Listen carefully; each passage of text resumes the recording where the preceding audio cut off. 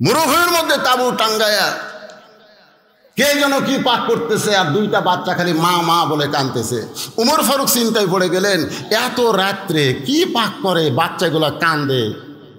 নিকটে গিয়ে বলতেছে, মা তুমি এমন কি করতেছ, তোমার বাচ্চাগুলো ক্ষুধার জ্বালায় কান্দে আর তুমি তাদের খাবার দাও না। উটের গোস্ত হলে বড় দূরে 1 ঘন্টা লাগবে, দুম্বার গোস্ত হলে 8 ঘন্টায় সিদ্ধ হবে, গভীর রাত হলে এখনো সিদ্ধ হয় না, তুমি কেমন মা, তোমার কি দয়া নাই? মা কান্দের বলে, পথিক তুমি যে দিক দিয়ে যাচ্ছিলা সেই রাস্তা দিয়ে যাও, আমার বাড়ি হলে ইয়ামিন দেশে। আমি গতকাল মদিনার খলিফা ওমরের কাছে আইছিলাম, কিন্তু এত মানুষের ভিড় আমি ওমরের কাছে যাবার পারি নাই।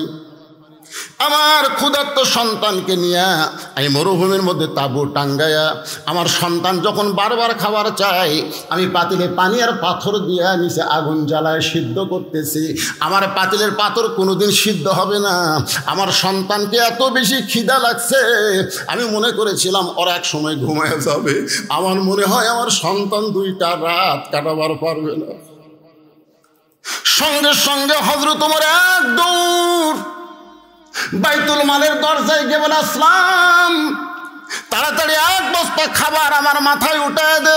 আসলাম বলে, আমির আল মুমিনিন, আমি হলাম চাকর, কি কোথায় নিয়ে যাওয়া লাগবে আমারে হুকুম দেন। ওমর ফারুক বলে, আসলাম রে, একজনের পাপের বোঝা আর একজন মাথায় নেয় না, যে আমার মাথায় উঠে দে। ওমর ফারুক বিশাল একটা খাবার বস্তা মাথায় নিয়ে যখন খুব জোরে জোরে দৌড়াই, পিছন থেকে আসলাম কান্দের বলে, এত জোরে দৌড় মারলে পড়ে গিয়ে আপনার কষ্ট হবে। ওমর ফারুক বলেন, নির্দিষ্ট সময়ে যদি যাবার না পারি ওমরকে জাহান্নামের আগুনে পড়তে হবে।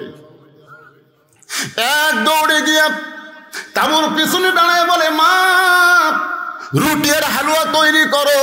বস্তার খাবার নিয়ে মা রুটি হালুয়া তৈরি করে যখন ওমর ফারুকের হাতে দেয়, ওমর ফারুক 2টা সন্তানকে 2 উড়ুর উপরে নিয়ে রুটি হালুয়া যখন মুখের মধ্যে দেয়, 2টা সন্তান মুখের দিকে ফেল ফেল করে তাকায় কান্দে।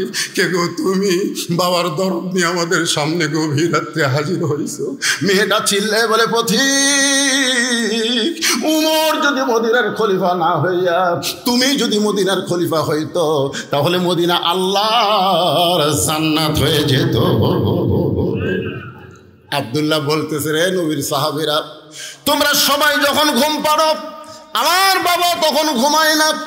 গভীর রাত্রে আমার দরজায় গিয়ে ডাকতেছে, আব্দুল্লাহ আব্দুল্লাহ বলে ডাকতেছে। আমি আব্দুল্লাহ দরজা খুলে তাকায় দেখি আমার বাবার হাতে নতুন একটা কাপড়। আমি খুশি হয়ে বললাম, বাবা বাইতুল মাল থেকে একটা কাপড় আমারে দেওয়া হয়েছে, আবার গভীর রাত্রে আর একটা গোপনে আমারে দিবে রাইছেন। আসলে আমি খলিফার ছেলে তো, আমার একটা পেশাল, একটা আমি পাইছি, আর একটা গভীর রাত্রে দিবে রাইছেন। এখনকার সামান্য নেতারা হলে তাদের সন্তানকে কিভাবে চলায়, চেয়ারম্যানের বেটা R15 চলায়, জোরে কোন কথা ঠিক কিনা? আগে ভ্যান গাড়ি চড়ে বেড়াতো, এখন R15 চলায়। তাহলে অর্ধ পৃথিবীর খলিফা আপনি। বাইতুল মাল থেকে একটা কাপড় আমি পাইছি, আর একটা গভীর রাত্রে আমার দিবে রাইছেন।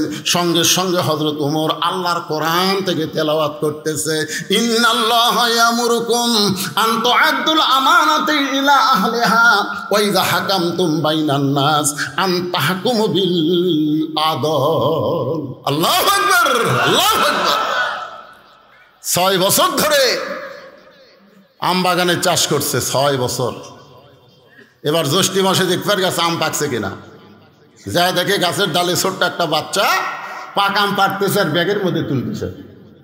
বাগানের মালিক বলে, আমি খাইনি, আমার পরিবারের কেউ খায়নি, আর তুই আমার গাছে ছোট আম পাড়তেছিস, তোর বাপক যা বিচার দেবো রে, এই তোর বাপক যা বিচার দেবো। ছেলে খালি মুচকে মুচকে হাসে। বাগানের মালিক বলে, হাসিস কেন? বলে, হাসার কারণ হলো আমার বাবা কোথায় যা বিচার দেবেন, আমার বাবা।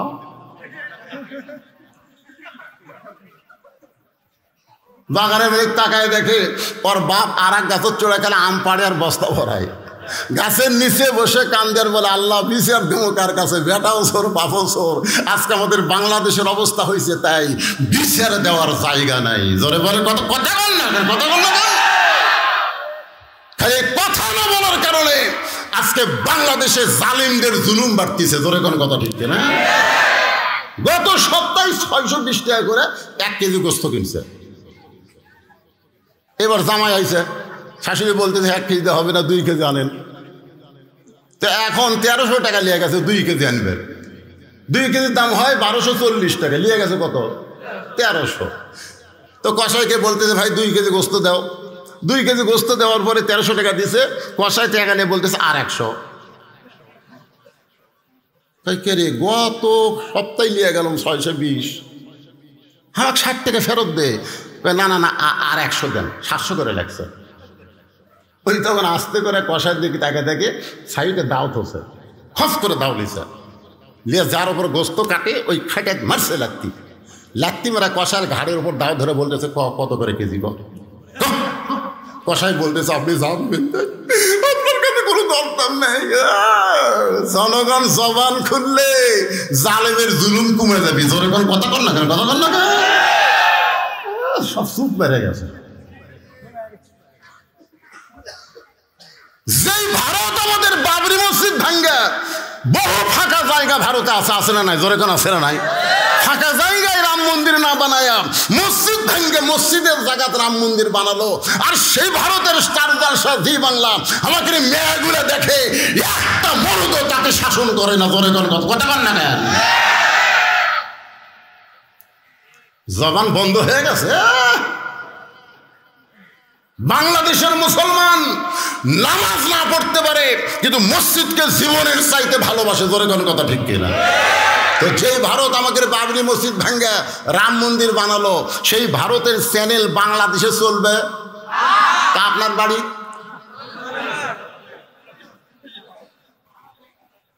এসার নামাজ পড়ে চিত্ত চলবে না, তোর আমার ভুয়া নেতৃত্ব চলবি না।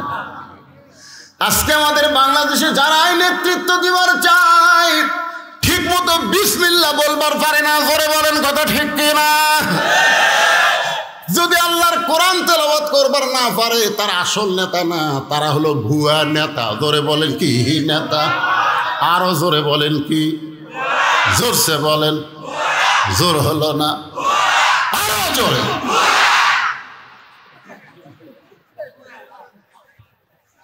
কি বুঝতেছেন? কোরআন খালি শুনলে হবে না ভাই রে, এই কোরআনকে গ্রহণ করা লাগবে। কোরআনকে যদি বান্দা গ্রহণ করে সেই মানুষটা কেমন হবে? যেই মানুষটা 1 নম্বর সন্ত্রাসী ছিল, যেই মানুষটা নাঙ্গা তরবারি নিয়ে নবীকে হত্যা করার জন্য রওনা দিয়েছিল, সেই মানুষটা কোরআনের পরশ পাইয়া এক সময় আল্লাহ তাআলা অর্ধ পৃথিবীর খলিফা বানায়া দিল। দেখেন কোরআনের পরশ পাইলে তার চরিত্র কেমন হয়। বাংলাদেশের মতন 96টা দেশের খলিফা মসজিদের মেম্বারে দাঁড়ায় খুতবা দিচ্ছেন। খুতবা মানে আমাকে নেতারা ভাষণ দিল না, আরবিতে খুতবা, বাংলায় কি ভাষণ দেওয়া। ওমর ফারুক যখন ভাষণ দিচ্ছেন এমন সময় মাঝখান থেকে একজন দাঁড়িয়ে বলতেছে আমিরুল মুমিনিন আপনার ভাষণ আমরা শুনবো না। প্রধান বক্তা এসে গেছে, আর ভাষণ চলে না, সেটা না। আমিরুল মুমিনিন আপনার ভাষণ আর শুনবো না। ওমর ফারুক বললেন আমার অপরাধ কি? সাহাবী বললেন আপনার অপরাধ হলো আমাদেরকে খাটো পাঞ্জাবি দিয়ে আপনি লম্বা জুব্বা পরে খুতবা দিচ্ছেন, আমাদেরকে বাইতুল মাল থেকে খাটো পাঞ্জাবি দিয়ে আর আপনি লম্বা জুব্বা পরে খুতবা দিচ্ছেন। যতক্ষণ আপনার লম্বা জুব্বার কাহিনী না বলবেন ততক্ষণ আপনার খুতবা আমরা শুনব। আচ্ছা ওমর ফারুকের কি চামচা নাই? চামচা? এত বড় নেতাকে একটা লোক অপমান করতেছে আর একটা চামচাও কথা কয় না। আল্লাহর কোরআন দিয়ে যখন রাষ্ট্র চলবে তখন কোনো চামচা থাকবে না। ধরে বলেন কথা ঠিক কিনা? আসরের নামাজ 4 রাকাত, তুমি 2 রাকাতে বসো সমস্যা নাই, 4 রাকাতে বসো সমস্যা নাই, কিন্তু 3 রাকাতে বসলা কেন? তুমি যত বড় ইমাম হও, তোমার যতই ভক্ত থাক দুনিয়ায়, একটা ভ্যানওয়ালা পর্যন্ত তোমাকে লোকমা দিয়া খাড়া করে দিবে। ধরে কোন কথা ঠিক কিনা? ওঠ ওঠ, তো ওঠ ওঠ তো করার পারে না, আল্লাহু আকবার কয়। ওমর ফারুক চোখের পানি বের করে কাঁদতেছেন। কেউ যখন ওমর ফারুকের পক্ষে কথা বলতেছে না, এমন সময় আব্দুল্লাহ ইবনে ওমর ফারুকের সন্তান 6 লক্ষ হাদিসের হাফেজ, 30 পারা কোরআনের হাফেজ। নেতা কাক কয় দেখছেন? নেতার বেটা হাফেজ রে। আর আমাদের নেতার বেটা জীবনে মাদ্রাসার বারান্দার যায়নি। জোরে কর কথা ঠিক কি? মাঝে মধ্যে আসে 1 লাখ 2 লাখ টাকা দিয়ে যায়, তুলবার গেলে যে কি ঠেলা ভাই। আমার এক মাদ্রাসা আছে, এক এমপি সাহেব 4 টন টিয়ার দিছে। আমার এক মোহতামিম হুজুর খালি মাঝে মধ্যে যায় আর খালি ফিরে দেয়। চিন্তা করলাম করে খালি যায় আর ফেরত দেয়, যায় আর ফেরত দেয়। তা আমি একদিন নিজেই গেলাম, যে বললাম কে ভাই কি খবর, দিবার আছে এমপি সাহেব দেন না কেন? বলে প্রতি টিয়ারে 10,000, আগে 40,000 জমা দেন পরে। আমি কইলাম টাকা জমা দেয়া ঘুষ দিয়ে তারপর সেটা মাদ্রাসা চালানো দরকার নেই। নেতার সন্তান যদি কোরআনের হাফেজ হইতো আর সংসদে 300 এমপির মধ্যে 50টা এমপির সন্তান যদি কোরআনের হাফেজ থাকতো, তাহলে এমপি একদিন চিল্লায় বলতো, মাননীয় স্পিকার সাহেব, প্রাইমারিতে আগডম বাগডম শিক্ষা দেওয়া হয়, মিথ্যা শিক্ষা, সেই প্রাইমারির জন্য হাজার হাজার কোটি টাকা বাজেট করা হয়। 94% মুসলমানের দেশে জালিকাল কিতাবুল লা রাইবা ফিহি হুদাল লিল মুত্তাকিন, আল্লাহর কোরআন শিক্ষা দেওয়া হয়। সেই শিক্ষার জন্য আমরা বাজেটে হাজার হাজার কোটি বাজেট চাই। এরকম যদি 50 জন এমপি বলতো, তাহলে ভিক্ষা করা লাগতো না, এই মাদ্রাসাও 3 তলা বিল্ডিং হয়ে যেত। ধরে কোন কথা ঠিক কিনা? 6 লক্ষ হাদিসের হাফেজ, 30 পারা কোরআনের হাফেজ আব্দুল্লাহ বাবার পাশে দাঁড়ায় বলতেছে, রে নবীর সাহাবীরা, তোমরা খাটো পাঞ্জাবি হলেও তো নতুন কাপড় পরে নামাজ পড়তে আইছো, কিন্তু আমার পরনে দেখো নতুন কোনো কাপড় নাই। ওসমান গনি বলে, আব্দুল্লাহ, আজকে জুমার দিনে সবাই নতুন কাপড় পরে নামাজ পড়তে আইছে, আর তুমি পুরাতন কাপড় কেন পরলা? আব্দুল্লাহ বলতেছে, আমি যদি নতুন কাপড় পরে নামাজ পড়তে আসতাম, তাহলে আমার বাবার জুব্বা লম্বা হতো না। তোমরা তো সবাই ঘুম পাড়ো, তোমরা সবাই যখন ঘুমাও তখন আমার বাবা ঘুমায় না। তোমরা সবাই যখন ঘুম পাড়ো, অর্ধপৃথিবীর খলিফা আমার বাবা তখন ঘুমায় না। বহুদিন আমি মাকে দেখেছি দরজায় দাঁড়িয়ে থাকতে। আমি মাকে জিজ্ঞাসা করতাম, মা আমার বাবা কোথায়? মা বলতেছে, মানুষের দুঃখ কষ্ট দেখার জন্যে ঘুরতেছে। অর্ধপৃথিবীর খলিফা, কোরআনের পাগল, ঘুরতেছে, দেখে মরুভূমির মধ্যে তাঁবু টাঙ্গায়া কে যেন কি পাক করতেছে, আর 2টা বাচ্চা খালি মা মা বলে কাঁদতেছে। উমর ফারুক চিন্তায় পড়ে গেলেন, এত রাত্রে কি পাক করে, বাচ্চাগুলো কান্দে। নিকটে গিয়ে বলতেছে, মা তুমি এমন কি করতেছো? তোমার বাচ্চাগুলো ক্ষুধার জ্বালায় কান্দে, আর তুমি তাদের খাবার দাও না। উটের গোস্ত হলে বড় দূরে 1 ঘন্টা লাগবে, দুম্বার গোস্ত হলে 8 ঘন্টায় সিদ্ধ হবে, গভীর রাত হলে এখনো সিদ্ধ হয় না। তুমি কেমন মা, তোমার কি দয়া নাই? মা কান্দার বলে, পথিক, তুমি যে দিক দিয়ে যাচ্ছিলা সেই রাস্তা দিয়ে যাও। আমার বাড়ি হলে ইয়ামিন দেশে। আমি গতকাল মদিনার খলিফা ওমরের কাছে আইছিলাম, কিন্তু এত মানুষের ভিড়, আমি ওমরের কাছে যাবার পারি নাই। আমার ক্ষুধার্ত সন্তানকে নিয়ে আমি মরুভূমির মধ্যে তাঁবু টাঙ্গায়া, আমার সন্তান যখন বারবার খাবার চাই, আমি পাতিলে পানি আর পাথর দিয়ে নিচে আগুন জ্বালায় সিদ্ধ করতেছি। আমার পাতিলের পাথর কোনোদিন সিদ্ধ হবে না। আমার সন্তানকে এত বেশি খিদা লাগছে, আমি মনে করেছিলাম ওরা এক সময় ঘুমায় যাবে। আমার মনে হয় আমার সন্তান 2টা রাত কাটাবার পারবে না। সঙ্গে সঙ্গে হযরত ওমর এক দৌড় বাইতুল মালের দরজায় গিয়ে বলে, আসলাম, তাড়াতাড়ি 1 বস্তা খাবার আমার মাথায় উঠায় দে। আসলাম বলে, আমিরুল মুমিনিন, আমি হলাম চাকর। কি কোথায় নিয়ে যাওয়া লাগবে আমারে হুকুম দেন। ওমর ফারুক বলে, আসলাম রে, একজনের পাপের বোঝা আর একজন মাথায় নেয় না, যে আমার মাথায় উঠে দে। ওমর ফারুক বিশাল একটা খাবার বস্তা মাথায় নিয়ে যখন খুব জোরে জোরে দৌড়াই, পিছন থেকে আসলাম কান্দের বলে, এত জোরে দৌড় মারলে পড়ে গিয়ে আপনার কষ্ট হবে। ওমর ফারুক বলেন, নির্দিষ্ট সময়ে যদি যাবার না পারি ওমরকে জাহান্নামের আগুনে পড়তে হবে। এক দৌড়ে গিয়ে তাবুর পিছনে দাঁড়ায় বলে, মা রুটি আর হালুয়া তৈরি করো। বস্তার খাবার নেমা রুটি হালুয়া তৈরি করে যখন ওমর ফারুকের হাতে দেয়, ওমর ফারুক দুইটা সন্তানকে দুই উড়ুর উপরে নিয়ে রুটি হালুয়া যখন মুখের মধ্যে দেয়, দুইটা সন্তান মুখের দিকে ফেল ফেল করে তাকায় কান্দে। কে গো তুমি? বাবার দরদ নিয়ে আমাদের সামনে গভীর রাত্রে হাজির হয়েছো।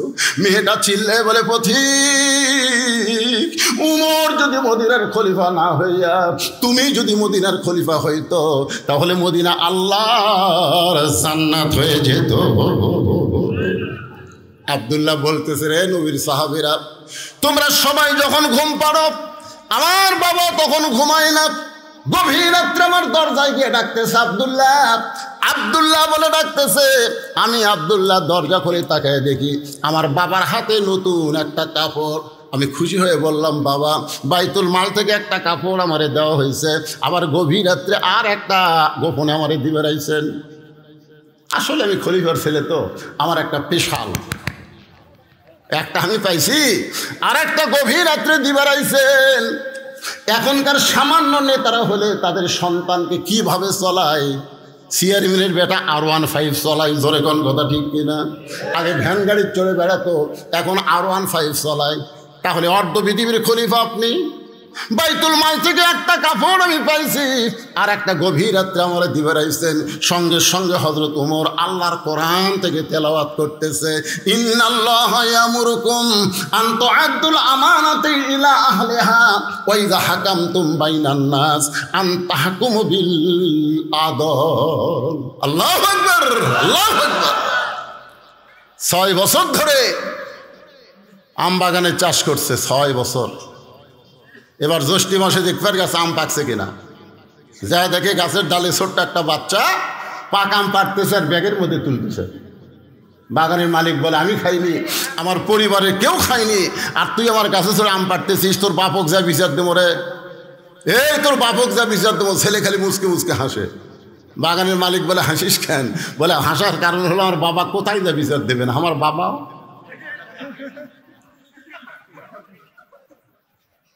বাগানের মালিক তাকায় দেখে ওর বাপ আর এক গাছের চোড়া খেলে আম পাড়ে আর বস্তা ভরায়। গাছের নিচে বসে কান্দের বলে, আল্লাহ বিচার দেবো কার কাছে? বেটাও চোর, বাপও চোর। আজকে আমাদের বাংলাদেশের অবস্থা হয়েছে তাই, বিচার দেওয়ার জায়গা নাই। জোরে বলে কথা কথা বল না, কথা বল না। খালি কথা না বলার কারণে আজকে বাংলাদেশে জালিমদের জুলুম বাড়তিছে। জোরে কোন কথা ঠিক না? গত সপ্তাহে 620 টাকা করে 1 কেজি গোস্ত কিনছে। এবার জামাই আইছে, শাশুড়ি বলতেছে 1 কেজি হবে না, 2 কেজি আনেন। তো এখন 1300 টাকা লিয়ে গেছে, 2 কেজি আনবে। 2 কেজির দাম হয় 1240 টাকা, লিয়ে গেছে কত? 1300। তো কসাইকে বলতেছে, ভাই 2 কেজি গোস্ত দাও। 2 কেজি গোস্ত দেওয়ার পরে 1300 টাকা দিছে। কসাই টাকা নিয়ে বলতেছে আর 100। তাই কে রে, গত সপ্তাহে লিয়ে গেলাম 620, আমাকে 60 টাকা ফেরত দে। না না না, আর 100 দেন, 700 করে লাগছে। ওই তখন আস্তে করে কষার দিকে তাকে দেখে সাইডে দাও থসে, হস করে দাও লিছে, লিয়ে যার ওপর গোস্ত কাটে ওই খাইটা মারছে লাত্তি মারা কষার ঘাড়ের উপর দাও ধরে বলতেছে, কত করে কেজি কর? কষাই বলতেছে, আপনি জানবেন আপনার কাছে কোনো দরকার নেই। জনগণ জবান খুললে জালেমের জুলুম কমে যাবে। জোরে কোন কথা কর না কেন, কথা কর না কেন? সব চুপ মেরে গেছে। যেই ভারত আমাদের বাবরি মসজিদ ভাঙ্গা, বহু ফাঁকা জায়গা ভারতে আছে না নাই? জোরে কোন আছে না নাই? ফাঁকা জায়গায় রাম মন্দির না বানায়া মসজিদ ভাঙ্গে মসজিদের জায়গাতে রাম মন্দির বানালো। আর সেই ভারতের স্টার জলসা জি বাংলা আমাকে মেয়েগুলো দেখে, একটা মরদ তাকে শাসন করে না। জোরে কোন কথা কর না কেন? জবান বন্ধ হয়ে গেছে। বাংলাদেশের মুসলমান নামাজ না পড়তে পারে কিন্তু মসজিদকে জীবনের চাইতে ভালোবাসে। ধরে কোন কথা ঠিক কিনা? তো যেই ভারত আমাদের বাবরি মসজিদ ভাঙ্গা রাম মন্দির বানালো, সেই ভারতের চ্যানেল বাংলাদেশে চলবে? তা আপনার বাড়ি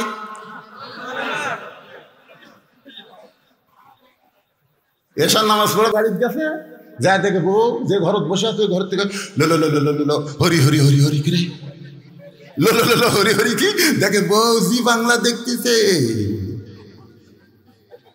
মারা লাগবে না খালি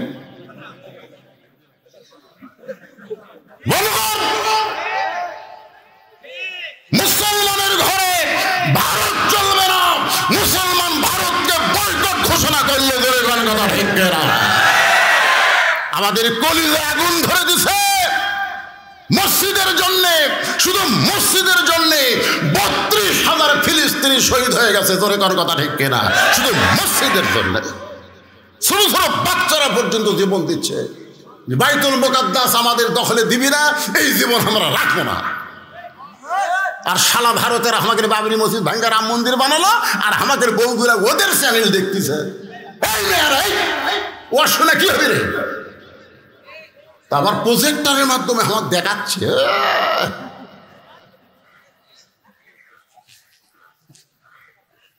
রাগ করতেছেন? হ্যাঁ, 1 নম্বর হলো কোরআনের দল। ধরে বলেন কিসের দল?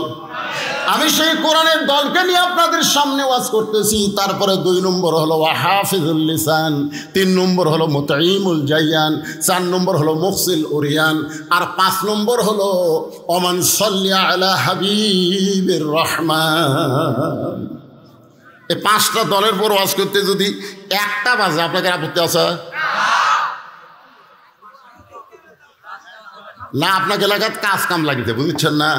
আমি কিন্তু এখানে এশার নামাজের অনেক আগে আছি। আপনারা জানেন আমি কখন আছি জানেন? এশার নামাজেরও 8 ঘন্টা আগে আছি। কিন্তু আমাকে তুলে দিবি 10টায়, আমাকে বলতে 10টার মধ্যে তুলে দেবো। আমি চিন্তা করলাম যে টাটকায় 2 ঘন্টা ওয়াজ করে 12টায় মোনাজাত করবো, টাটকা ওয়াজ না। নেতা নতুন মাদ্রাসার নেতারা আসুক, কিন্তু প্রত্যেক নেতা 5,000 করে টাকা দেওয়া লাগবে দিশা। আমি আমার জীবনে 39 বছরের ওয়াজের বয়সে কোরআনের মঞ্চে মহিলা মানুষ ভাষণ দেয় আজকে প্রথম শুনছি ভাই। আমার 39 বছরে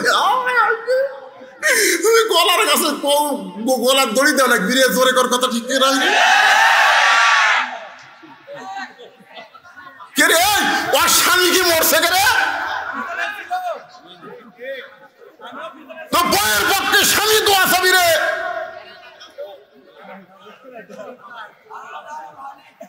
না, কোরআনের কথা হচ্ছে। জোরে কান ঠিক কিনা? আল্লাহ কোরআনে বলেছে করনা ফি বুয়ুতিকুন্না ওয়ালা তাবাররুজনা তাবাররুজাল জাহিলিয়াতিল উলা। মেয়েরা তোমরা ঘরের মধ্যে থাকো, ঘরের বাহির হও না। যদি ঘরের বাহির হও হিজাব নিয়ে পর্দা নিয়ে বের হতে হবে। নারীদের কণ্ঠ পর পুরুষের জন্য পর্দা। জোরে কান কথা ঠিক কিনা?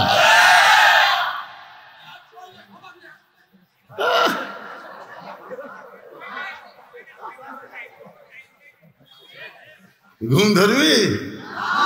ঘুম ধরিচ্ছে?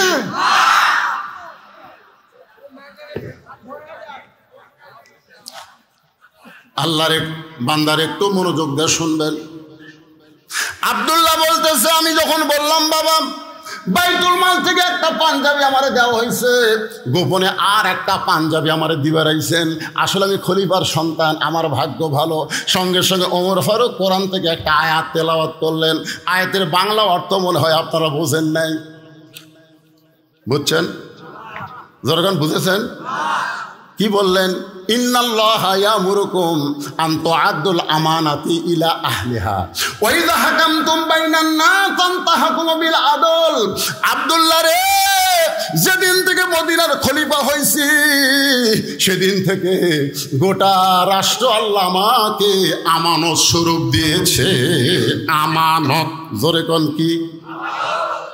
এই পাঞ্জাবিটা আমার ভাগে পড়ছে বাজান, এই ছোট পাঞ্জাবি গায়ে দিয়া আগামীকাল খুতবা কেমনে দিব, তোর কাপড়টা একটু আমারে দান করে দে, তোরটা আর আমারটা মিলা আমি একটু লম্বা জুব্বা বানাবার চাই। আব্দুল্লাহ বাড়ি নবীর সাহাবীরা রে, আমার নতুন কাপড়ের টুকরা আমার বাবাকে দান করার পর বাবা সারা রাত তার কাপড় আমার কাপড় একত্র করে লম্বা জুব্বা বানায় খুতবা দেয়। এখন বলো খুতবা শোনা যায় কি না যায়? সমস্ত সাহাবীরা কান্দে। আল্লাহর কোরআন দিয়ে যখন রাষ্ট্র চলবে, এমন ভালো নেতা মুসলমান দেখতে পাবে। তাহলে আল্লাহর কোরআনের দরকার আছে না নাই? আল্লাহ কোরআনে বলতেছেন, একটু মনোযোগ দিয়ে শুনবেন, জালিকাল কিতাবু লা রাইবা ফি হুদাল লিল মুত্তাকিন। এই কোরআনের মধ্যে কোনো সন্দেহ, ধোঁকা, গোজামিল, হুদাল্লিল মুত্তাকিন। দেখেন, হুদাল্লিল কাফিরিন নাই, হুদাল্লিল মুত্তাকিন। কেবলমাত্র যারা মুত্তাকি হবে তাদেরকে আল্লাহর কোরআন হেদায়েত দেবে। এই মুত্তাকির এক নম্বর বৈশিষ্ট্য হলো আল্লাযীনা ইউমিনুনা বিল গায়ব, অদৃশ্যের প্রতি বিশ্বাস স্থাপন করা। কেউ না দেখলেও কে দেখতেছে? আরো জোরে। এখনই আসল নামাজ পড়ছে, এখনই নামাজ পড়া জমির ধান দেখবার গেছে, ধান দেখবার যায় দেখে ওমল করতেছে, নিচে ওর জমির পানি নাই, চারিদিকে তাকাচ্ছে,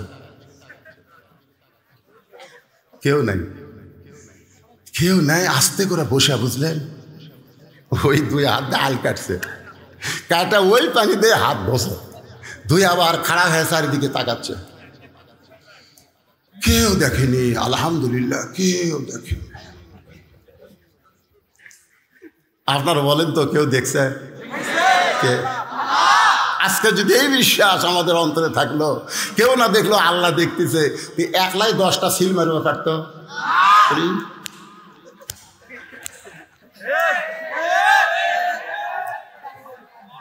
যারা একলাই 10টা করে সিল মারে, ওরা যদি হওয়া থেকে মরা পর্যন্ত কোরআনের মাহফিল ওয়াজ শোনে, এরা মুত্তাকি হবার পারবে না। মুত্তাকির এক নম্বর বৈশিষ্ট্য হলো কেউ না দেখলো আল্লাহ দেখতেছে। জোরে বলেন কথা ঠিক কিনা?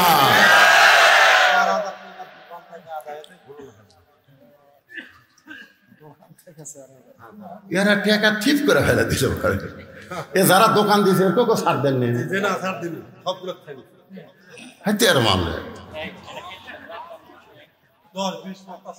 10-20-50 টাকা করে যারা দোকান দিছে ওর কোকে ছাড় দেয়নি। এরপর থেকে আপনারা একটা নিয়ম করবেন, কোরআনের মাহফিলের পাশে যদি দোকান বসে, প্রত্যেক দোকানকে 500 টাকা করে নেবেন। এই সালারা কিন্তু মাহফিলের কিছু সোতার টান দিছে। জোরে কোন কথা ঠিক কিনা? ছাড় দেওয়া যাবে না। আজকে 4000 টাকা দোকানদাররা দান করছে, আল্লাহ তাদের দানকে কবুল করুক। জোরে কোন আমিন। জোরে বলে আল্লাহ। এই স্লিপ এখন দিয়ে না আদায় করছি, করতেছি তাই।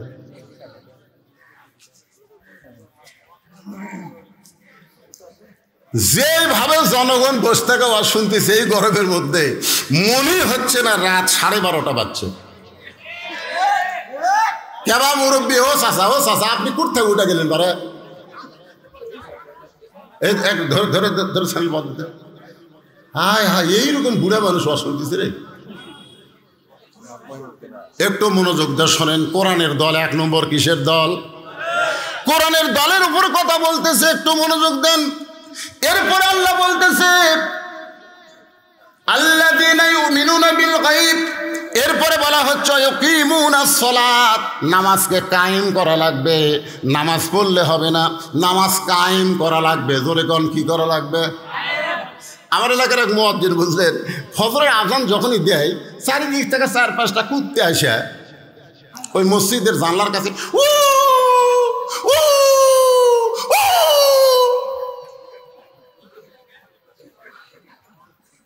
আমি চিন্তা করলাম, কেন মুয়াজ্জিন আজান দেয়, কুত্তা করে বাজলো কাপ। একদিন আমি মুয়াজ্জিনকে বললাম, কে মুয়াজ্জিন ভাই, আপনাকে এখন সবচেয়ে বিরক্ত কে করতেছে? কয় হুজুর, 4-5টা কুত্তে হুজুর। এই এরা ঘুম পড়ে, কিন্তু আমি যে আজান দেওয়া শুরু করি তারা মসজিদের জানলার কাছে এসে হু হু করে। তা আমি কইলাম, কি জন্য করে ভাই? হুজুর আমি তো বুঝবার পারতেছি না। আমি মুয়াজ্জিনকে কানে কানে কইলাম, মুয়াজ্জিন আপনি সত্যি করে বলবেন, আল্লাহ কোরআনে বলেছেন ওয়ামান আহসানু কাওলাম মিম্মান দাআ ইলাল্লাহ ওয়া আমিলা সালিহান ওয়া ক্বালা ইন্নানি মিনাল মুসলিমিন। আচ্ছা, আপনি যে আসসালাতু খায়রুম মিনান নাওম বলতেছেন ফজরের আজানে, আপনার বেটা নামাজ পড়ে? মুয়াজ্জিন বলতেছে হুজুর আমার 3টা আগে আছে, এক শালাও নামাজ পড়ে না। আমি বললাম এই জন্য কুত্তা লোকমা দিছে যে তুমি আজান দাও, তোমার বেটারাই নামাজ পড়ে না। ওয়াকিমুস সালাত মানে কি? শুধু মুয়াজ্জিন নামাজ পড়লে হবে না, মুয়াজ্জিনের 14 গোষ্ঠী নামাজ কায়েম করা লাগবে। ধরে এটা কথা কান না। মুমিনদের 2 নম্বর বৈশিষ্ট্য হলো নামাজ কায়েম করতে হবে। বর্তমান প্রধানমন্ত্রী 564টা মসজিদ বানা দিছে, আলহামদুলিল্লাহ। কোন আপনাকে মানদাত আছে না নাই? নাই? আচ্ছা হচ্ছে তো, হবি না? এই মসজিদের নাম কি? মডেল মসজিদ। জোরে বলেন নাম কি? এক নেতা আমারে কয় হুজুর আপনারা বক্তারা আমাদের প্রধানমন্ত্রীর কোনো সুনামি করেন না। প্রধানমন্ত্রী 564টা মসজিদ বানায় দিচ্ছে, সেই প্রধানমন্ত্রীর নামে কিছুই বলেন না। আমি বললাম প্রধানমন্ত্রী 564 কেন, 5 লক্ষ মসজিদ বানায়া দিলেও কোনো লাভ হবে না। কারণ মসজিদ বানানোর জন্য আল্লাহ প্রধানমন্ত্রী বানায়নি, আল্লাহ নামাজ কায়েমের জন্য প্রধানমন্ত্রী বানাছে। আল্লাহ কোরআনে বলেছেন আল্লাযীনা ইম্মাক্কান্নাহুম ফিল আরদ।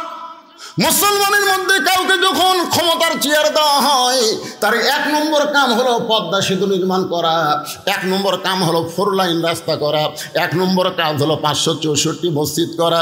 এগুলো সবই কাজ, তবে 1 নম্বর কাজ হলো নামাজ কায়েম করা। আজকে যদি প্রধানমন্ত্রী ঘোষণা করে যে করোনার সময় কি করলো পুলিশেরা, মুখত খালি মাস্ক না থাকলে কি করতো মনে আছে আপনাকে? আমি একটা মৌলানা মানুষ, আমার মুখত মাস্ক নাই, 5000 টাকা জরিমানা। আপনারা দেখেননি, ফেসবুকে দিছিল। হ্যাঁ, মানে আমারটা এই জন্যই করছে যে আপনি একটা মৌলানা হয়ে মুখত মাস্ক পরেননি, এই রাগের ছড়ি। আসলে 200 টাকা জরিমানা, কিন্তু আমার 5000 করছে।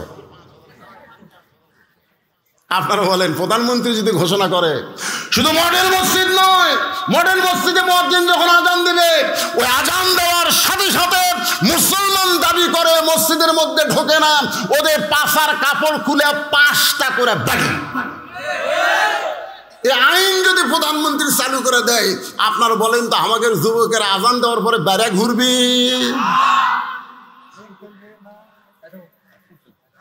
আমাদের যুবকেরা যদি 5 ওয়াক্ত নামাজ পড়তো, তাহলে আপনারা বলেন তো যুবকদের চরিত্র কেমন হতো? কে বলেছে? এজরকান কে বলেছে? আল্লাহ বলেছেন ইন্নাস সালাতা তানহা আনিল ফাহশাই ওয়াল মুনকার। একমাত্র নামাজই পারে মানুষকে যাবতীয় খারাপি থেকে বাঁচায় দিতে। এরা কিন্তু রাত 1টার পরে সবাই যখন ঘুমায় যায়, বাপ মা ঘুমাইছে, জানলা দরজা বন্ধ করে 4G মোবাইল, ওয়াইফাই দেওয়া আছে, এখন অশ্লীল ভিডিও বার করে। যদি নামাজ পড়তো, সেই যুবক কোনোদিন মেসির সাপোর্টার হতো না। যে ব্যক্তি 5 ওয়াক্ত নামাজ পড়ে, সেই যুবক কোনোদিন নেইমারের সাপোর্টার হতো না। যেই যুবক 5 ওয়াক্ত নামাজ পড়ে, সে কোনোদিন আর্জেন্টিনার পতাকা টাঙ্গাতো না। জোরে কোন কথা ঠিক কি না? আপনার এলাকার একটা যুবক আপনি বার করেন, যে যুবক 5 ওয়াক্ত নামাজ জামাতে পড়ে, ওই আবার আর্জেন্টিনার জার্সি গাওয়াত দেয়, একটা বার করেন। তাহলে আল্লাহর কোরআন সত্য না মিথ্যা?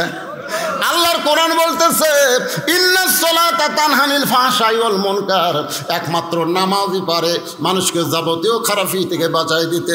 কোরআনের দল সম্পর্কে অনেক সময় বললাম, এবার 2 নম্বর দল হলো ওয়া হাফিজুল লিসান, জবানকে সংযত করা। এখন 3 জন একত্রে চা খাওয়ার বসলে বসে করে, তুই কাক ভোট দিব রে? এ মনোযোগ দিয়ে শুনবেন। তা আপনাকে মার্কা বাড়াছে নাকি? মার্কা বাড়াছে? এখনো বাড়ায়নি। তো যাই হোক, উই কবি না ভাই, আমি অক দিবার চাচ্ছি না, উই কবি হামুতে। আল্লাহ রাসূল বলতেছে 2 নম্বর জান্নাতি দল হলো যারা নিজের জবানকে সংযত করবে। এখন একটা গান ভাইরাল হয়েছে, একজন মানুষ হইয়া তুমি কয়জনকে বিলাও মন, মুখে তোমার ভালোবাসা অন্তর কয়লার মতন, একজন মানুষ হইয়া তুমি কয়জনকে বিলাও। তোমার জবান আছে বলে তুমি সব কিছু বলতে পারো না, জবান আছে বলে তুমি গীবত করতে পারবা না, পরনিন্দা করতে পারবা না। আল্লাহ রাসূল বলেছেন তোমার মুখের জবান আর দুই উরুর মাঝখান তুমি যদি হেফাজত করতে পারো, আমি আল্লাহ তোমাকে জান্নাতের জামিন হয়ে গেলাম। এই যে জবান সারাদিন ধরে মারছে, সারাদিন ধরে মারছে, তারপরে লা ইলাহা ইল্লাল্লাহ জবান থেকে সরাবার পারে নাই। সারা রাত বুকের উপর পাথর চাপা দিয়ে রাখছে, তারপরও জবানকে আল্লাহ ছাড়া অন্য কোনো দিকে ফিরাবার পারে নাই। সকালবেলা আবু জেহেল দেখে বুকের পাথর নিঃশ্বাসের সঙ্গে উঠতেছে আর ডাবতেছে। ওতবা সাইবা বলে এত ওজনের পাথর দিলাম বেলালের বুকে, এরপরেও তো বেলাল ইল্লাল্লাহ লা ইলাহা ইল্লাল্লাহ বাদ দেয় নাই। আবু জেহেল বলতেছে তাহলে আর জিব্বা টেনে বের করে জিব্বার মধ্যে পেরেক মারা লাগবে। ও হাফিজুল লিসান, একটু মনোযোগ দিয়ে শুনবেন, মুখের জিব্বা টেনে বের করে ওই জিব্বার মধ্যে যখন পেরেক মারে সেই সময় বাউল কাটা খেজুর কাটার চাইতো মোটা বেলালের জিব্বা টেনে বের করে একে একে জিব্বার মধ্যে কাটা ঢুকাই দিচ্ছে। এরপর বেলালের জবান ইল্লাল্লাহ আল্লাহ জিকির করতেছে। মুসলমানের দরজা আবু বকর বেলালকে 1000 আশরাফি দিয়ে কিনে যখন নবীর কাছে নিয়ে যায়, আল্লাহ নবী তাকায় দেখে বেলালের জিব্বা মুখ থেকে অনেক বড় বের হয়ে গেছে। নবী টেনে টেনে কাটাগুলো বের করে বেলালের জিব্বার আগায় একটা চুমা খায়, সঙ্গে সঙ্গে জিব্বাটা পূর্বের মতো হইয়া বেলালের মুখের মধ্যে যখন ঢুকে যায়, আল্লাহ নবী বলে বেলাল রে, তোমার জন্য আল্লাহ কোরআনের আয়াত নাজিল করেছে। আল্লাহ বলেছেন ইন্নাল্লাযীনা ক্বালু রাব্বুনাল্লাহু সুম্মা ইসতাকামু তাতানাজ্জালু আলাইহিমুল মালায়েকা আল্লা তাখাফু ওয়া লা তাহজানু ওয়া আবশিরু বিল জান্নাহ। বেলাল রে, দুনিয়া থেকে বিদায় নেওয়ার সাথে সাথে আল্লাহ তোমার জন্য 8টা জান্নাতের দরজা খুলে দিবে। বেলালের চোখ দিয়ে দর দর করে পানি পড়ে।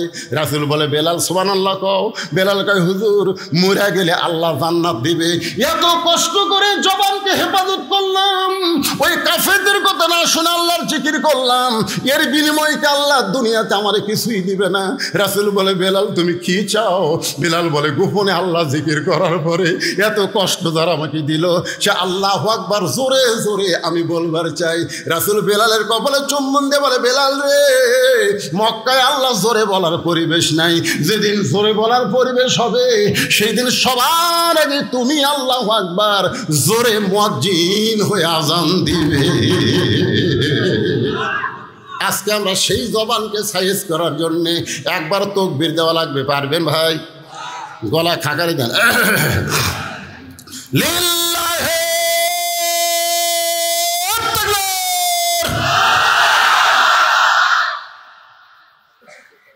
এক সাইজে জোরে আপনার পারবেন না।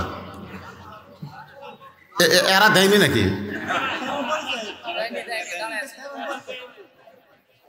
সব মিডিয়া আজকে মিডিয়ার হেডলাইন কি হবে? ভুয়া ভুয়া। এবার সবাই দেবেন একসাথে লিল্লাহি তাকবীর, আল কোরআনের আলো। কোন জায়গাত করলেন বোঝা গেল না। ঘরে ঘরেও না, সংসদেও না, অ্যাঙ্গেলে মার দেওয়া লাগবে। আপনারা বলবেন সব জায়গায় জালো, আল কোরআনের আলো, কোরআন হাদিস যেখানে দুনিয়ার মুসলমান লিল্লাহি তাকবীর। 3 নম্বর হলো মুতঈমুল জায়ান, যারা ক্ষুধার্তকে অন্ন দান করবে। ক্ষুধার্তকে অন্ন দান করা বোঝেন? আমাদের বাংলাদেশে কতগুলো লোক আছে প্রত্যেক বছর হজে যায়, যায় কি যায় না? এ কথা কোন যায় কি যায় না? সেদিন দেখলাম এক বক্তা ওয়াজের মঞ্চে বলল, আমি 51 বার হজ করছি। কতবার? আপনারা বলেন তো, ওই বক্তার বাড়ির আশেপাশে কি কোন গরিব নাই? হজ জীবনে কয়বার করা লাগবে? তাহলে 51 বার যে করছে,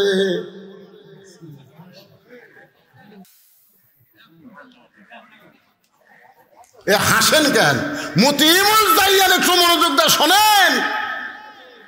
তোমার জীবনে একবার হজ করলে হজের ফরজ আদায় হবে, তুমি 51 বার করলে তার মানে? তোমার বাড়ির আশেপাশে কোনো গরিব নাই, তোমার বাড়ির আশেপাশে কোনো বিধবা নাই, তোমার বাড়ির আশেপাশে কোনো এতিম নাই।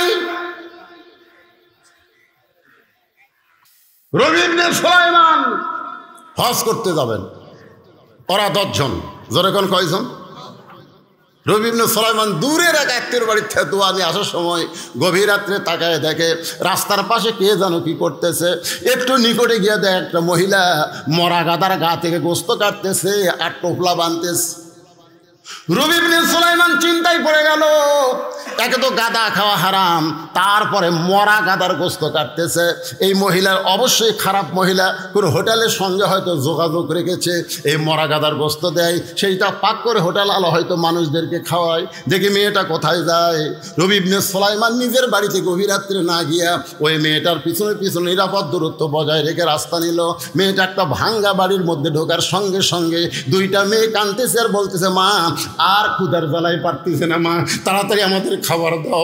মা বলতেছে, এই দেখো গোস্ত আনছি, এই গোস্ত সিদ্ধ করে তোমরা খাও, আল্লাহর শুকরিয়া আদায় করো। রবি ইবনে সুলাইমান চমকে যায়, নিজের মা হইয়া মেয়েদেরকে মরা গাদার গোস্ত দিয়ে বলতেছে সিদ্ধ করে খাও, আল্লাহর শুকরিয়া আদায় করো।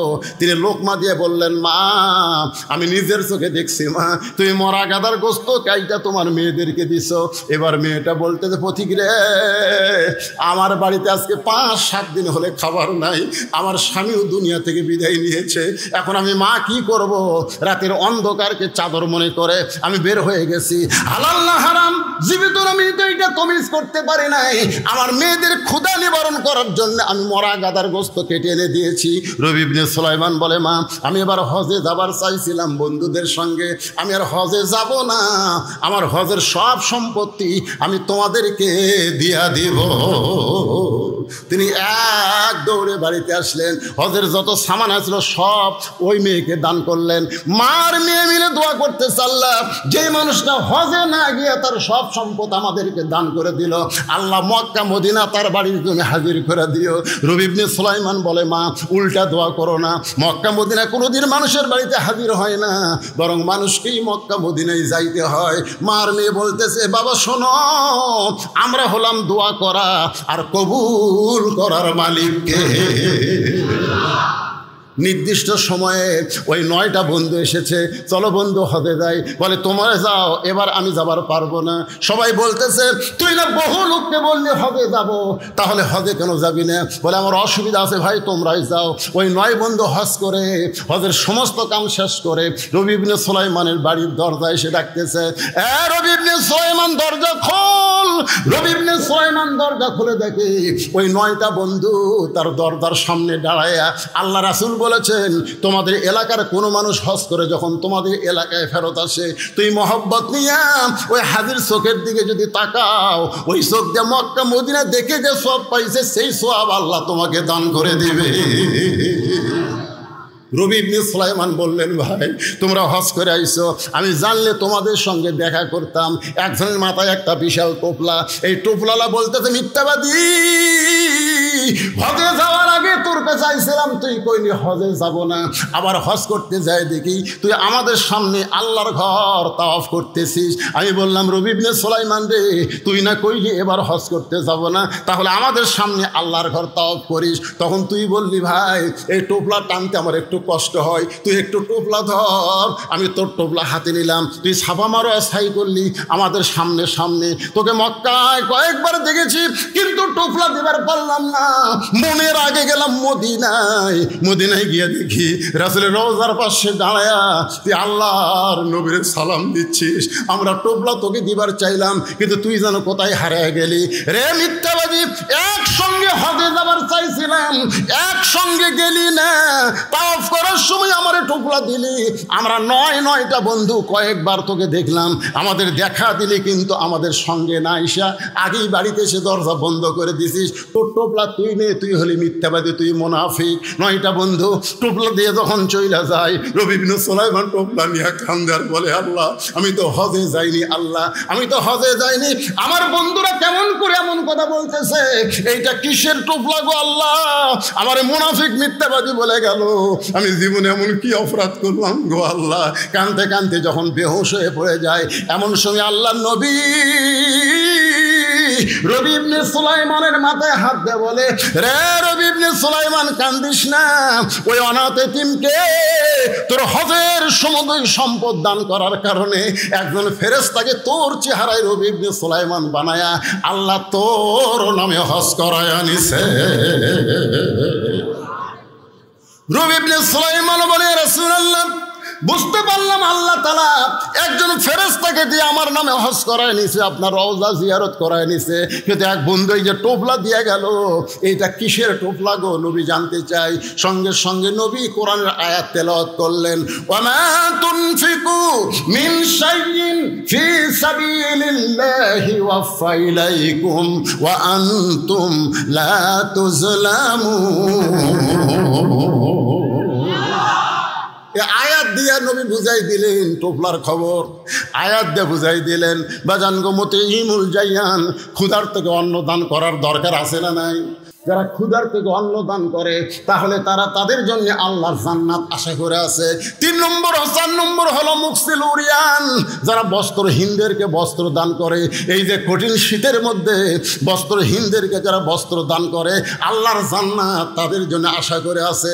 আর 5 নম্বর হলো ওমান সাল্লি আলা হাবিবির রহমান, নেকির চাইতে পাপ বেশি। ধাক্কায়া ধাক্কায়া জাহান্নামের ফেরেশতারা যখন জাহান্নামে নিয়ে যাবে, ওই সময় আমাদের নবী আমাদের সামনে দাঁড়িয়ে যাবে। ফেরেশতারা বলবে দাঁড়ায় লাভ নাই, নেকির চাইতে পাপ বেশি, আল্লাহ হুকুম করছে জাহান্নামী। আল্লাহ নবী কিছুই বলবেন না। ফেরেশতা জিবরাইল এসে সালাম দিয়ে বলবেন, ইয়া রাসূলুল্লাহ এর সামনে দাঁড়ায় কি করবেন, এর নেকির চাইতে পাপ বেশি। এ কারণে আল্লাহ জাহান্নামে ঘোষণা করছে। আল্লাহ রাসূল তখন বলবেন, জিবরাইল আল্লাহ হাকিম হয়ে আমার উম্মতকে আসামি বানায় বিচার করেছে, আমি নবী উকিল সেখানে ছিলাম না, এই বিচার আল্লাহ করতে পারে, কিন্তু আমি নবী এই বিচার মানি না। আল্লাহ বলবে, জিবরাইল নবীকে বলো তার আপিলকে আমি গ্রহণ করলাম। আমাদেরকে আবার নিয়ে যাওয়া হয় মিজানের কাছে, নেকের পাপ ওজন করে দেখা যাবে নেকির চাইতে পাপ বেশি। আল্লাহ বলবেন, হাবিব দেখেন নেকির চাইতে পাপ বেশি, এখন কি উপায়? সঙ্গে সঙ্গে নবী, আমরা যে নবীর প্রতি দরুদ শরীফ পড়ি, এই দরুদ কিন্তু আমাদের আমল নামাও নাই, আল্লাহর কাছেও নাই, এই দরুদ চলে গেছে মদিনায়। সেই দরুদগুলো নেকির পাল্লায় দেওয়া হবে, সঙ্গে সঙ্গে নেকির পাল্লার ওজন বেশি হবে। এখন ওই টোপলার মধ্যে কি আছে গুরুত্বপূর্ণ খবর কি আপনারা শুনতে চান? কারা কারা শুনবেন একটু আল্লাহ হাত দেখেন তো দেখি। লিল্লাহি তাকবীর, আয়াতটা আরেকবার কই, তারপরে টোপলার খবর দিচ্ছি। ওমা তুনফিকু মিন শাইইন ফি সাবিলিল্লাহি ওয়াফা ইলাইকুম ওয়া আনতুম লা তুজলামুন। কেরে ওদিকে কথা বলে কেরে, ও যে একটা পুচকে সওয়াল দেখছেন, এত রাত চেতন আছে বারে, এরা তাকে যায়নি স্যার, এরা সিজার করা খেয়ে গেছে। আমার গ্রাম সম্পর্কে ভাবির ছেলে খালি কান্দে, হুজুর আমি আয়াতুল কুরসি দোয়া দূর যা আছে ভাই পুরা ফুঁক দিলাম, বাড়ির জায়গায় হুজুর আরও কান্দে। আমি সূরা ফাতিহা 21 বার পড়ে পানি ফুঁক দিয়ে বললাম এটা 3 বার খাওয়ান তো, খাওয়ানোর পরে কয় হুজুর আরও কান্দে। শেষ পর্যন্ত ওই মেয়েটা আমাকে কইল, হুজুর এখন আর দোয়া দরুদের দাম নাই হুজুর। আমি মনে খুবই কষ্ট, 2, 3, 5 পরে বললাম তোমার ছেলেকে এখনো ওই রকমের কান্দে কেন? না হুজুর আর কান্দেই না। বন্ধ হলো কেমনে? কারো বাপ একটা মোবাইল কিনে দিছে, যখনই কান্দে চালু করে দিই আর কান্দে। আমি তখন বললাম, তুমি সত্যি করে কও তো তোমার সন্তান কি নর্মালে হসে না পেট কেটে হসে? তখন কে না হুজুর নর্মালে হয়নি, পেট কাটা। তো পেট কাটা সন্তান তো এরকম হবে, কারণ জন্মের আগে ওরকম বার করছে। ভাই রে শোনেন, নর্মালে প্রত্যেকটা মায়ের বাচ্চা হবে। আজ থেকে 20 বছর আগে সিজার আসলো। আপনারা কথা কন না কেন? যার বয়স 22 বছর ওই সিজার। আমার দাদি কষে তো টাইনা বার করতে তোর মাথা লম্বা হয়ে গেছিল রে, পরে মাথা থাবে থাবে আমরা গোল করছি। শোনেন, নর্মালে সব বাচ্চাই হবে, সব বাচ্চাই নর্মালে হবে, কিন্তু কতগুলো মায়ের ধৈর্য কম, কান্দে। তোর স্বামী নিয়ে যায় ডাক্তারের কাছে, ডাক্তার পরীক্ষা করে দেখে যে নর্মালি হবে 2 দিন পর, কিন্তু ডাক্তারের টাকার দরকার। ডাক্তার বলতেছে পানি শুকা গেছে, একটু বেঁকা হয়ে আছে। তখন কয় তাহলে সিজারই করেন। সিজার করে দেখে আর ঘুমই ভাঙিয়ে, কারণ 2 দিন পরে যাই হবি আর ঘুম ভাঙিছে। তখন পেটের মধ্যে বার করে এইরকম একটা ঘুরেন দেয়, বুঝলেন? এইরকম যেই ঘুরেন দেয়, ঘুরেনে ছোট মাথার ঝাঁকি খায়, ওই যে ঝাঁকি খাওয়া খাসে ভাই, এখন মোবাইল ছাড়ার ভাত খায় না। জোরে কোন কথা ঠিক না? এখন রাত বাজতেছে তো 5 মিনিট কমে 1টা, তা ওই পুষকে ঘুরতেছে। তুই ওই কি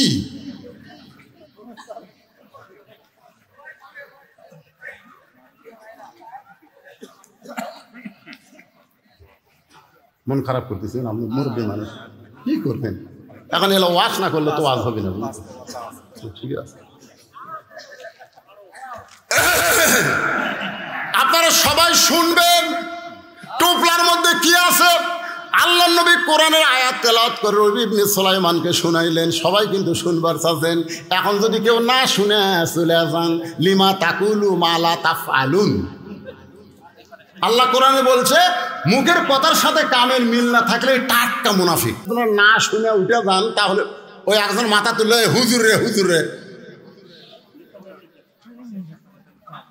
আমি এই নবীর মাদ্রাসার জন্য, শোনেন, এই নবীর এতিম মাদ্রাসার জন্য যাদের বাপ মা কবরে গেছে, বাপ মা যাদের কবরে শুয়ে আছে, সেই বাপ মার কবরকে জান্নাত বানানোর জন্যে এই মাদ্রাসায় একটা কোরআন শরীফ দান করা লাগবে। একটা কোরআন শরীফ মাত্র 500 টাকা। এরকম 100 জন আল্লাহর বান্দা আজকের এই মাহফিলে চাই। বাপমার কবরকে জান্নাত বানানোর জন্য কোন আল্লাহর পাগল আছেন? সর্বোত্তম নবীর মাদ্রাসায় একটা কোরআন শরীফ বাবদ 500 টাকা দেবেন। আপনি 500 টাকা দেওয়া মাত্রই একটা কোরআন দানের সব আল্লাহ আপনার বাপমার কবরে দিয়ে দিবে। ভাইজান একটু লগত লাগবে ভাই। নাই লগত নাই? আচ্ছা আপনারা দিবেন, কিন্তু লগত একটু কেউ আছেন নাকি? লগত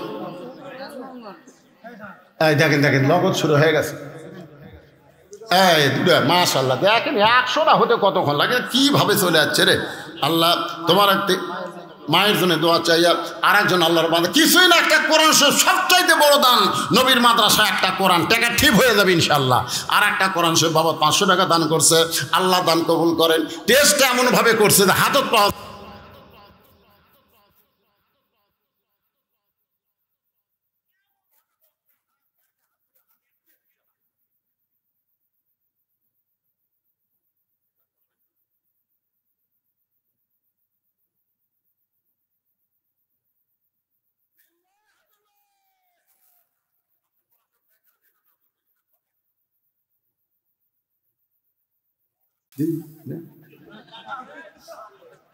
এলা মারে ফতি পেঁয়াজ আছে বাবা রে। কে রে সিয়ার মিনোর ডাল আছে, এই যদি ভোটও ফেল করে সিমেন্ট দিবি, বাঁশ দিবি, বাঁশ। ও আগামীকাল দিবি? আগামীকাল মাশাআল্লাহ। ইলেকশনের আগে তাহলে ভাইকে আমি বলবো 8 বস্তা না দিয়ে আর 2 বস্তা দিয়ে 10 বস্তা দিয়ে আমরা দোয়া করে দে, আল্লাহ থেকে জয়ের মালা গলায় পরায় দে। জোরে দেন আমিন। কয়টা হলো?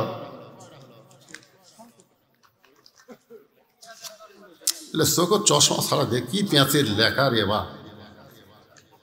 নাম হলো মুজাফফর নাজ, কি রে, যোধবাজার বণিক সমিতির পক্ষ থেকে 2000 টাকা নগদ করছে দান। আল্লাহ বণিক সমিতির ব্যবসার মধ্যে আল্লাহ আপনি বরকত দিয়ে দেন। আপনার যে কোরআন শরীফ দিলেন 19টা হয়ে গেছে মাশাআল্লাহ, লিল্লাহি তাকবীর। 19 নম্বর পাওয়া গেছে, 19টা কোরআন শরীফ পাওয়া গেছে। 20 নম্বরে এ ভাই মাঝখানে ওঠেন না ভাই, ওঠেন না, ওঠেন না। 20 নম্বরে কে আছে? মা বোনেরা দান করবে কোরআন শরীফ, কিন্তু আনবে কে? মেয়েরা তো দিবার চায়। মোহাম্মদ কফিল উদ্দিন, মোহাম্মদ কফিল উদ্দিন বাগাতি, কফিল উদ্দিন বাগাতি সাহেব। কোনটা সেটা? কফিল উদ্দিন বাগাতি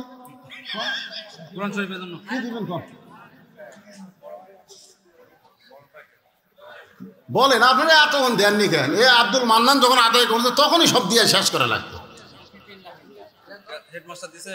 হেডমাস্টার দিছে, দিছে 10,000 দিছে।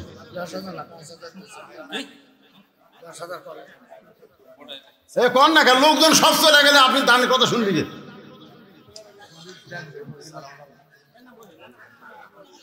এ ভাই শোনেন, কোরআন আয়াতের অর্থটা শোনেন রে, শোনেন শোনেন। আল্লাহর নবী বলতেছেন, রে নবী ইবনে সুলাইমান, তুমি যে গরিব অসহায়কে দান করেছো, হজের সমুদয় অর্থ তুমি যে দান করেছো, এই টোপলার মধ্যে আল্লাহ 10 গুণ তোমাকে বাড়ায় ফেরত দিছে। ওমা তুনফিকু মিন শাইইন ফি সাবিলিল্লাহি ওয়াফা ইলাইকুম। আপনার যে আজকে দান করতেছেন, এদের টাকা দিচ্ছেন, আপনারা মনে করতেছেন আল্লাহ আপনার কাছ থেকে কারে নিচ্ছে? আল্লাহ আর 10 গুণ আগামীকাল আপনাকে দিবে।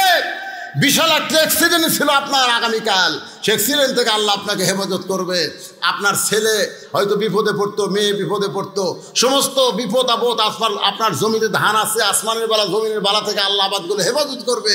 আল্লাহ বলেছেন আমাকে দাও, আমি রহমত স্বরূপ 10 গুণ তোমাকে দুনিয়াতে দিব, আর আখেরাতে আল্লাহ আপনাদেরকে জান্নাত দিয়ে দিবে। আল্লাহ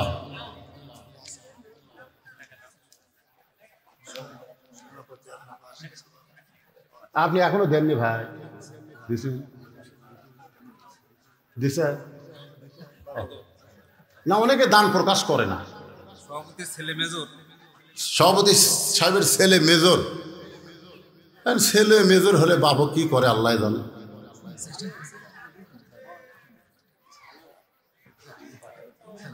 আচ্ছা ঠিক আছে, ঠিক আছে। সবাই ইস্তেগফার, আস্তাগফিরুল্লাহ রাব্বি মিন কুল্লি জামবি ওয়া তুবু ইলাইহি লা হাওলা ওয়ালা কুওয়াতা ইল্লা বিল্লাহিল আলিয়্যিল আযীম। আল্লাহুম্মা সাল্লি আলা মুহাম্মাদ, আল্লাহুম্মা বারিক আলা মুহাম্মাদ, আল্লাহুম্মা সাল্লি আলা মুহাম্মাদ, আল্লাহুম্মা বারিক আলা মুহাম্মাদ। সকলে হাত তুলে আল্লাহুম্মা আমিন। আল্লাহুম্মা আনতাস সালাম ওয়া মিনকাস সালাম, তাবারাকতা ইয়া যাল জালালি ওয়াল ইকরাম। মাবুদ নতুন মাদ্রাসা মতিউর রহমান আমারে কইল, হুজুর এখন 1 বছর পূর্ণ হয় নাই। আল্লাহ 2 জনের মাথায় পাগড়ি পরানো হলো। আল্লাহ সেই প্রথম অধিবেশনে তোমার বান্দারা রাত 1টা পর্যন্ত জান্নাতের বাগানে বসেছিল। আল্লাহ মেহেরবানি করে আজকের মাহফিল আমাদের সকলের হেদায়েতের জন্যে, নাজাতের জন্যে, জান্নাতের জন্যে কবুল করে না। আল্লাহ যা হাদিয়া মঞ্জুর করেছো সোনার মদিনায় নৈফাকে রওজা মোবারকে আল্লাহ কবুল করো। জি সবার জন্য দোয়া হবে।